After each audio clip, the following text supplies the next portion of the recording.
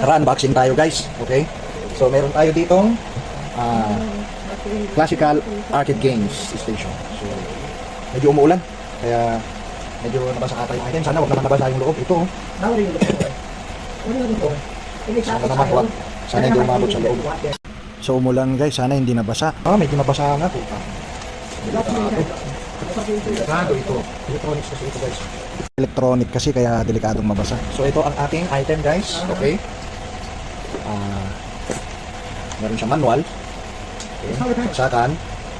I-testing natin kung babalik time machine ito guys. Babalik tayo kung saan yung mga inabot nating laro. Okay guys, ano ba mga inabot ng laro? Ito extra button. Ako kasi inabot ko. Yan, mga Street Fighter, Tekken, Super Mario. Baka very nostalgic nito. Meron siyang connector na VGA. Kung VGA ang gagamitin mo. Kung HDMI, meron din siyang HDMI. Meron din siyang ito. Extension. Ayan. So ito na yung mismong unit. Ayan, si Rayo. Ay, dalawa pala yung extra button natin. So si Rayo. Ito na ang ating malamig siya.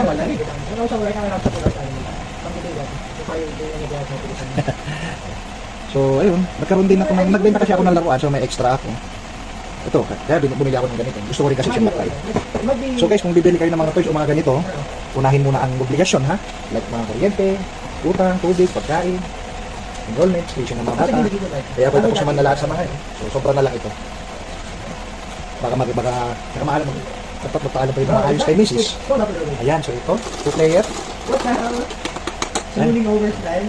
Testing natin guys. Ayan, so atin na po siyang isi-set up guys. So, come on, ito yung gagamitin natin monitor. Yung PC monitor. Sobrang simple lang i-connect as in plug and play. Then yung HDMI, since meron tayong HDMI na connector, kasi VGA pwede eh. Doon na tayo sa high definition.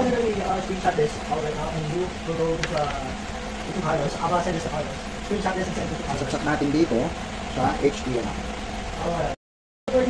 Then ito na ang ating Pandora. Tanggalin natin yung mga hindi kailangan para makasaksak tayo. Sana kumana, nabasa ka sa ulan eh.